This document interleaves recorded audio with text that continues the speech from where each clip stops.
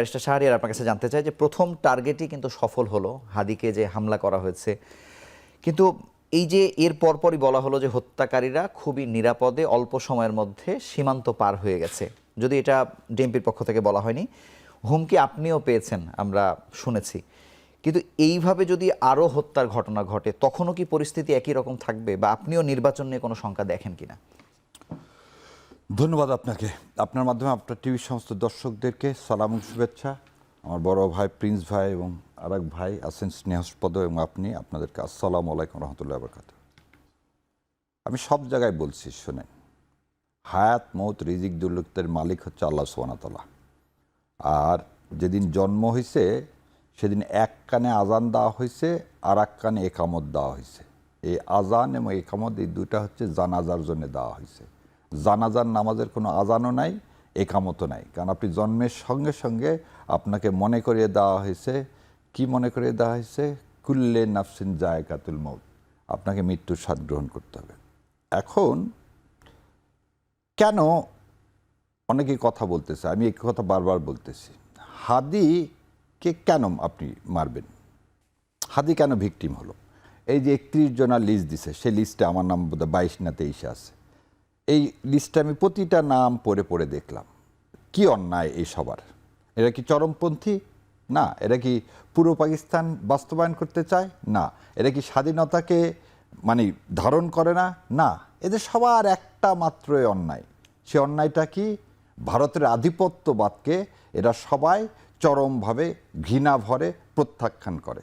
এবং এরা সবাই, হাদির মতো আমরা সবাই কি চাই, যে আমার স্বাধীনতা, আমার সার্বভৌমত্ব, এটাকে আমাদের কেবলমাত্র, এটা ভারতের সাবসার্ভিয়েন্ট হয়ে এ দেশটাকে কোনো দিন শেখ মুজিবুর রহমান এবং তার মেয়ে যেভাবে এ দেশটাকে ভারতের করদ্রাষ্ট্র করার জন্য দিয়েছিলেন, আজকে যে ইতিহাসের নতুন বয়ান বলা হচ্ছে, কিন্তু প্রকৃত ইতিহাস আজকে যখন সামনে আসতেছে, আজকে যখন সবাই জানে যে শহীদ রাষ্ট্রপতি প্রেসিডেন্ট জিয়াউর রহমান যেদিন তালপট্টি দ্বীপ দিতে চায়নি সেদিন তার মৃত্যু ঘটানো হলো এবং ভারতে মৃত্যু ঘটালেন।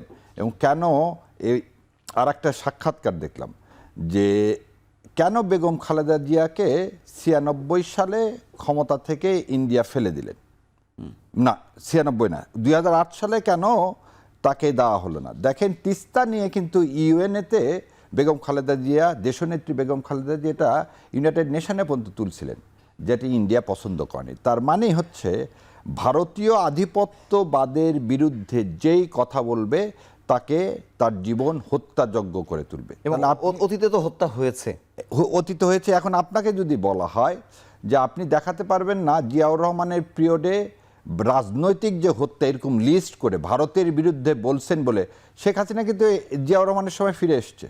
এবং জিয়াউর রহমান, শহীদ প্রেসিডেন্ট রাষ্ট্রপতি জিয়াউর রহমান যেদিন মারা যায় সেদিন কিন্তু তিনি এই দেশ থেকে পালিয়ে ওই আখাউড়া দিয়ে ইন্ডিয়া চলে লাগছিল এবং সেটা মানে বর্ডারে সে ধরাও পড়ছিল। সো আপনাকে যে কথাটা বলতেছি, এরশাদের 10 বছরে দেখেন মিলন বা নূর হোসেন, তারা কি ভারতীয় আধিপত্যবাদের না? তারা এরশাদ বিরোধী আন্দোলনে মারা গেছে। বেগম খালেদা জিয়ার যে 3 টার্মে ছিলেন, দেখান তো যে ভারতের আধিপত্যবাদের বিরুদ্ধে কথা বলছে এরকম কাউকে লিস্ট করে বিএনপি বা জামাতে ইসলাম বলছে?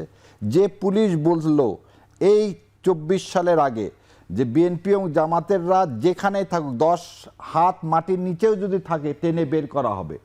আজকে সেই পুলিশ কিভাবে আমার ভাইকে যখন হত্যা করা হচ্ছে, আমার ভাইকে যখন গুলি করা হচ্ছে 3 দিনের মধ্যে, তো আজ পর্যন্ত।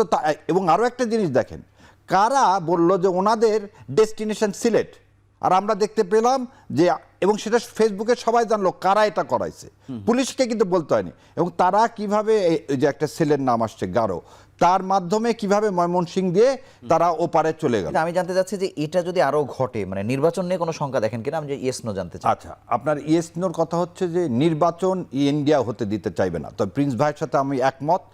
এই নির্বাচন হতে গেলে বিএনপি, জামাত ইসলাম, এনসিপি, মানে এই অভ্যুত্থানের সমস্ত শক্তি যদি এক থাকে তাহলে নির্বাচন সম্ভব। এর মধ্যে যদি আপনি কোনোভাবেই মানে ভেদাভেদ সৃষ্টি করতে পারেন তাহলে নির্বাচন অনিশ্চিত। আপনাকে অসংখ্য ধন্যবাদ।